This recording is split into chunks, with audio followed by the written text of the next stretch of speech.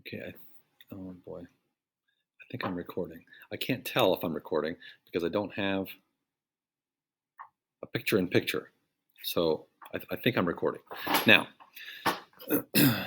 just some brief explanation of what we've already done. Um, so, this whole I like circles thing, okay? They're very intriguing to me, circles.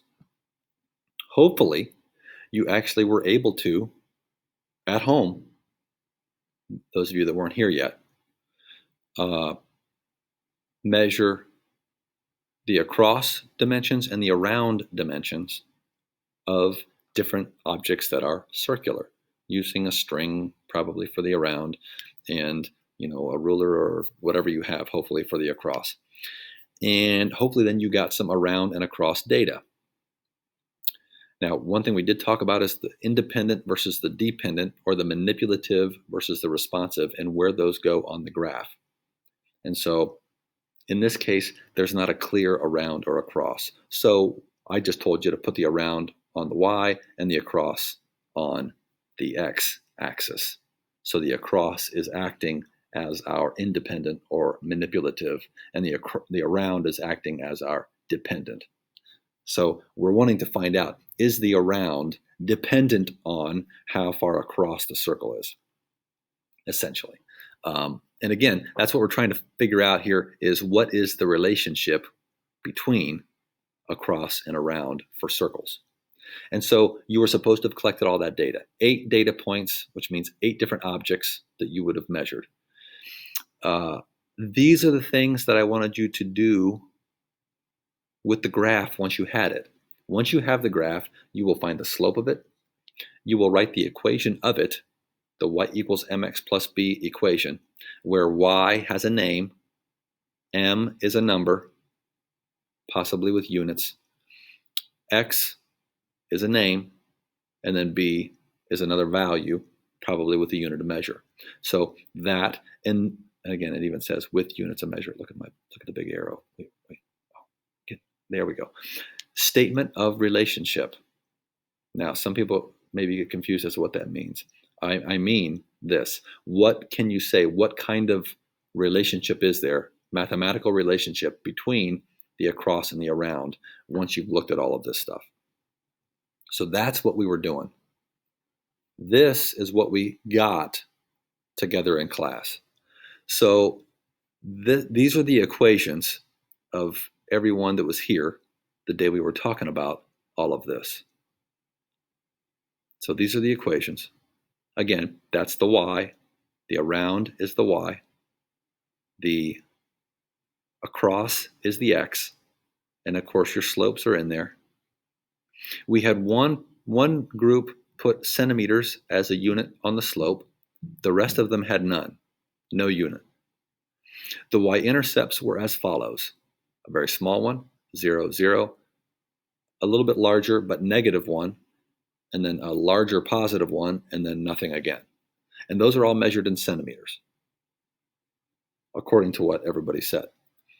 And here's the conclusion. Like, the big idea that we found out here is that it appears that around is directly proportional to across, because that's what a linear graph. So this line here, which is not in the right place, that line is a straight line with a constant slope, a ratio that is constant, a 3-to-1.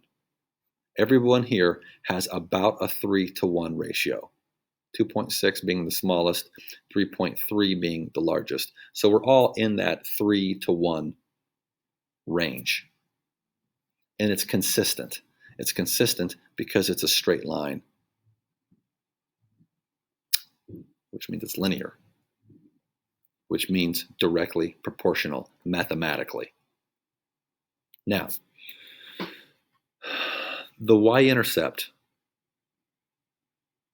the meaning of it, we figured out, is that if you don't have any across, if you have a circle that has no across measurement, which, I mean, is it a circle at that point even? I don't think so. So the across, if you don't have any across, That means 0 times that equals the around, which is still going to be 0.06 centimeters for group 1. No across measurement means your around is still going to be 0.06 centimeters. That doesn't even make sense. Now, this group said 0, this group said 0, this group said, so if you don't have an across, you're not going to have an around. That's what they're telling you. No y-intercept. This group, negative 1.108 centimeters. So if you don't have an across measurement at all, then you're still going to have a negative 1.108 centimeters of around. Now that makes no sense. I don't even know what that means. I don't know how you can have a negative distance around a circle, but that's what that group said. And then this group said that there's a 5 centimeter around, even if you don't have an across at all. And then the last group said, again, 0. So again, this is where your line crosses the y-axis. So what do you think it should be? Do you think that you should have a value for around when you have no value for across? I think no. That doesn't make any sense, that you would have around if you don't have an across. If you don't have an across, then you don't have a circle. If you don't have a circle, then you don't have an around.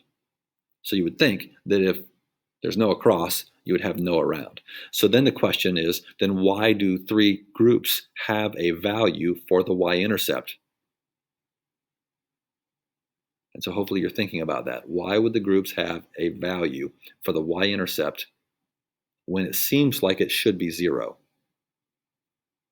And I hope you're thinking that it's because of error, that maybe the around and the across measurements weren't taken perfectly, and because some of your data points maybe are in the wrong place, that could shift your line up, down, right, left, so that you have a y-intercept other than the origin.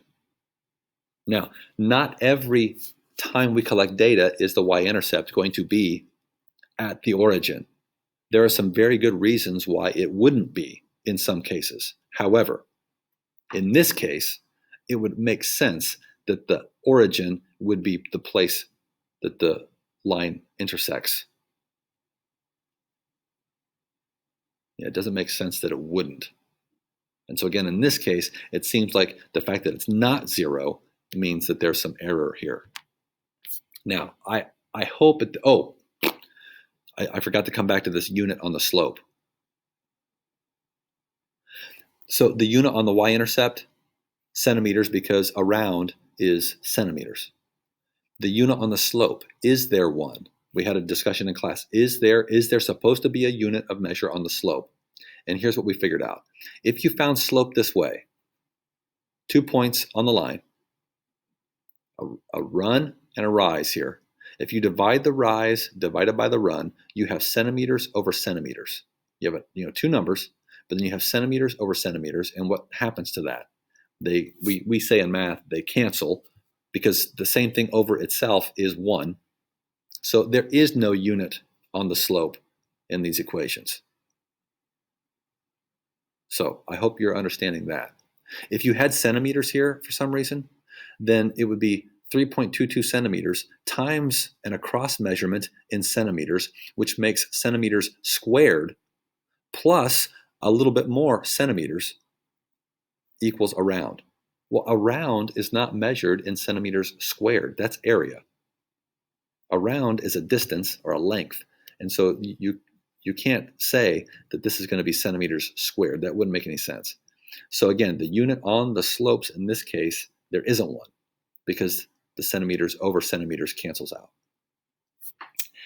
I hope at this point you're seeing the bigger picture here, and that I used the words around and across intentionally to keep you from thinking about these as circumference and diameter. You probably were thinking about them as circumference and diameter anyway.